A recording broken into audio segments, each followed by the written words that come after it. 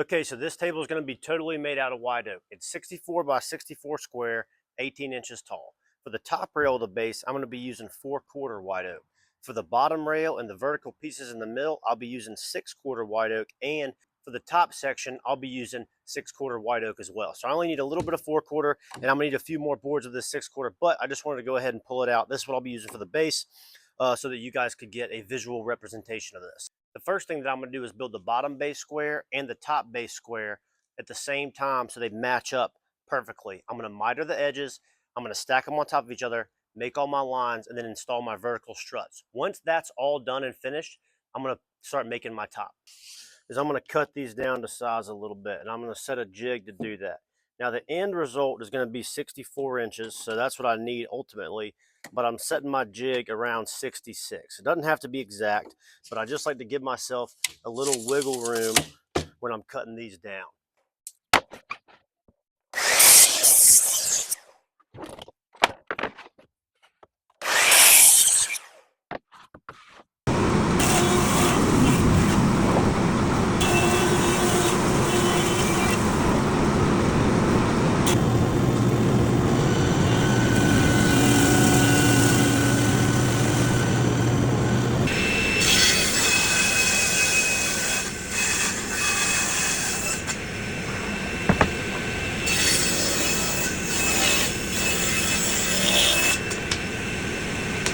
Okay, once you have all your pieces for the top and the bottom railing milled out, measured out, and made sure they're straight after the initial milling, we're going to cut our first miter over there, take a nice little measurement off of that to get our point at the end of this one.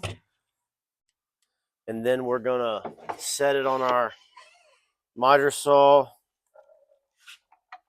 get it set up exactly where it needs to be. And then I'm going to come over here and I'm going to set my jig. All right, so I got all my pieces cut for my top and bottom rails, and I even marked out some little lines on here that I'm going to put some dominoes in. And then for the clamps, I just cut these little triangles out of plywood and I glue them on here with some CA glue. And then after it's done, everything's clamped up and glued up, I just hit them off with a hammer, scrape off the CA glue, and sand whatever remaining residue is left on there. So you don't have to use dominoes for this. You can use some kind of corner clamps, nails. You can use dominoes. You can just raw dog it if you want, like I did forever. But I got the domino joiner, so I'm going to use it. All I got to do is line up on my line, turn it on, and pop it in.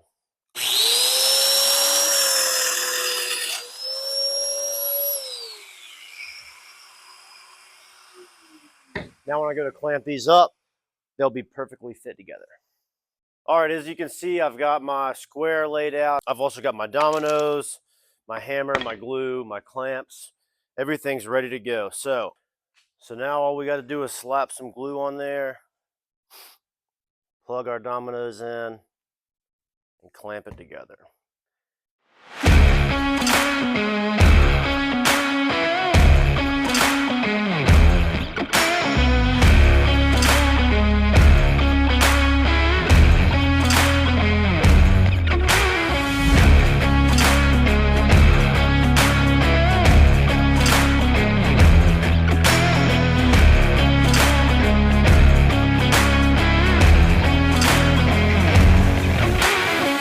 Okay, we've got our two squares glued up. They sat overnight. Before we move forward, we need to move this square on top of the other square and see if they're square with each other. We got to see if they line up perfectly, because if they don't, we're going to have some issues. I'm thinking, guys, that we got a perfect fit. Dang, I love it when a square comes together. Woo! That's what we want. Okay, so I've got my top rail and my bottom rail laid out on top of each other, slightly sanded. It's a perfect fit, which is awesome. I don't want to sand them all the way yet, because when I start to make my joints, if I'm imperfect in sanding in any way, it'll show up in the joint. So I just do a little bit of sanding to get the planer marks off, and then I'll go from there. I also have my vertical structures pre-cut. Some of them are being glued together over on the side, and the rest of them are just staged and ready to go. The next thing that we need to do is make some marks for our domino joiner to figure out exactly where we're going to be putting our dominoes in this thing. So now I've made all these uprights the correct size and measurements. I went ahead and finished sanded them, and now I'm marking the center of every single one of them. And I'm going to come back and hit it with the domino joiner, and then hit my bottom and top squares with a domino joiner in the same lines that I marked earlier. And these will line right up, and that'll help me to keep these perfectly lined up and insert them where they need to go. Now I know that I'll have to come back and sand these after, but since a lot of it comes to a corner, it's just easier to sand them now and then touch up sand everything at the end. One thing that I don't want to finish sand yet is the face of my top and bottom squares, because I want the glue of this end grain to adhere really well to those. When you sand at a high grit, it's going to polish the wood and it's going to negate the adhesion a little bit. So I've got these sanded. I rounded the corners just a little bit by hand. I marked up the centers, got my domino joiner. It's as easy as lining it up on the mark.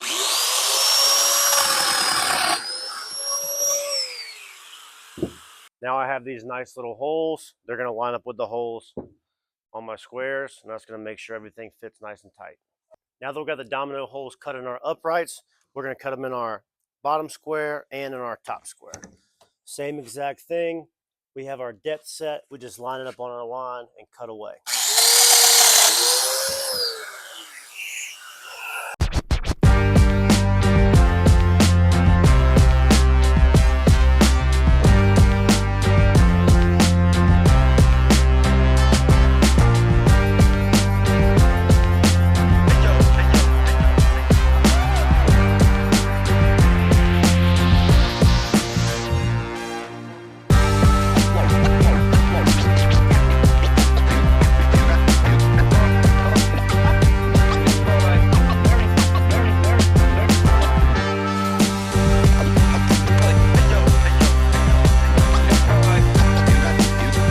So I've got all the tabletop pieces milled up here. Now, one thing that I always like to do when I'm making a big tabletop like this is I want to cut a fresh flat end on the edge of all the boards on my good side, because that way when I go to use my domino joiner, I can use that little step click in all across this side.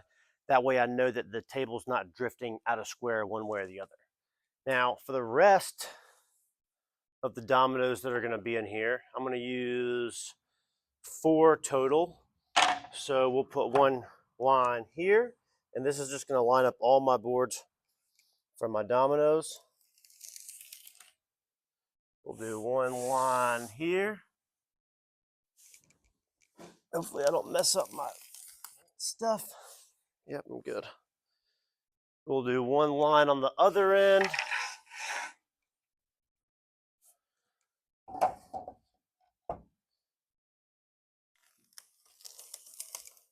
Now I have all my domino lines. Now, one more thing that I like to do is I like to put a little V on here, because this helps me to see what direction and order the boards are going in, because as I pull them out to start domino joining them, they're going to get mixed up. And I have them in a special order right now that I want to keep them in.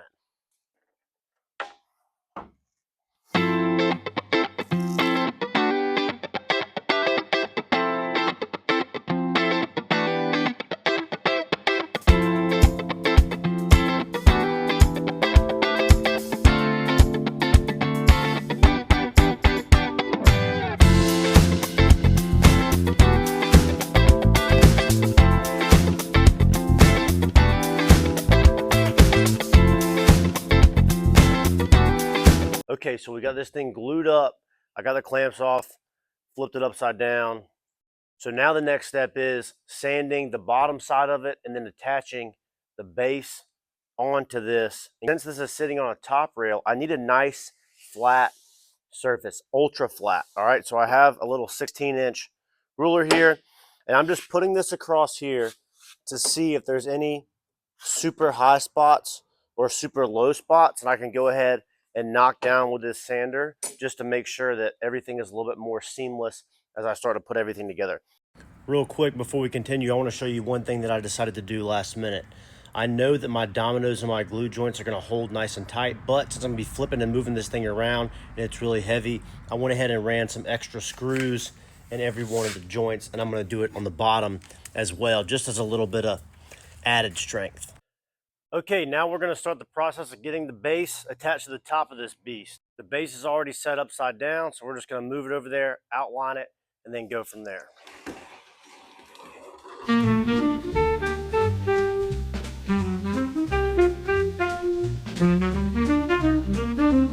I got it lined up with this side and the far side. I'm going to mark these two other sides, and I'm going to make a really close cut with my track saw, leaving a little bit extra so that I have a perfect match. So here's my ending line.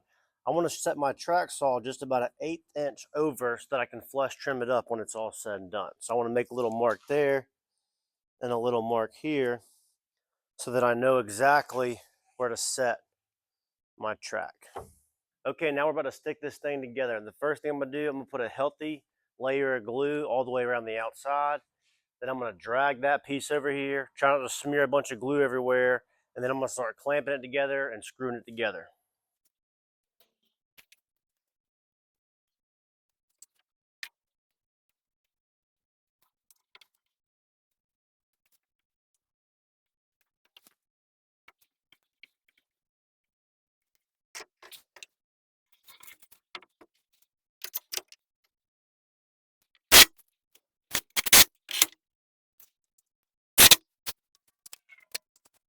All right, so we got all the clamps off this thing. It's all glued up. It's looking good.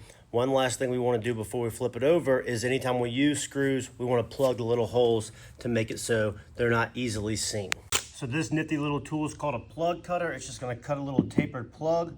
We'll cut a bunch of these in here, then run it over to the bandsaw.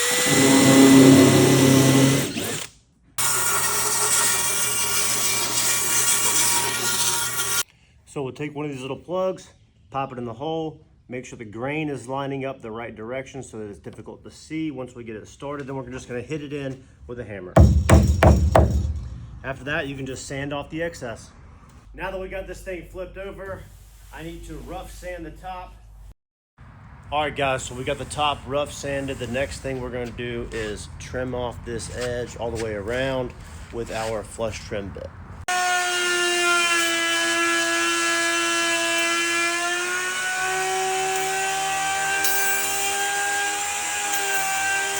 Okay, so we're done building and sanding this thing, and now we're about to apply the finish. Now, the most important part of the finish process is the preparation for the finish itself.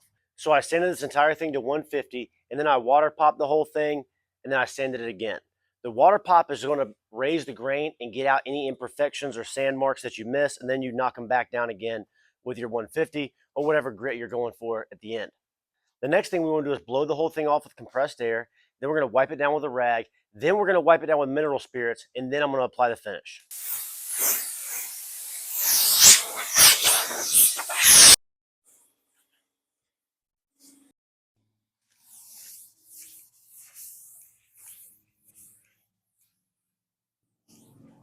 Okay, so we've done all the stuff. We're ready to start applying the finishes. I've got gloves on my hands because it'll stain your hands and it's really annoying. We are using General Finishes brown hard wax oil for this, and then we're going to spray it after 1 day of drying with General Finishes Armor Seal. So for this application, all we're going to do is pour this on the table, spread it around with the spreader, and then we're going to wipe it in with this guy, wait about 10 minutes, and then remove the excess.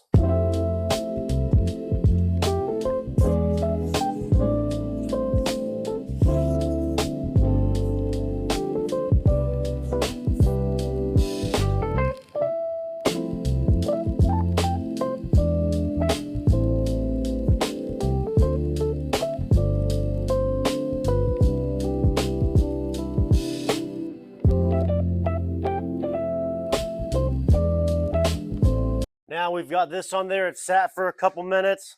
We're gonna start wiping off the excess. Do not try to save money on rags while you're doing this. They get nasty, toss them to the side.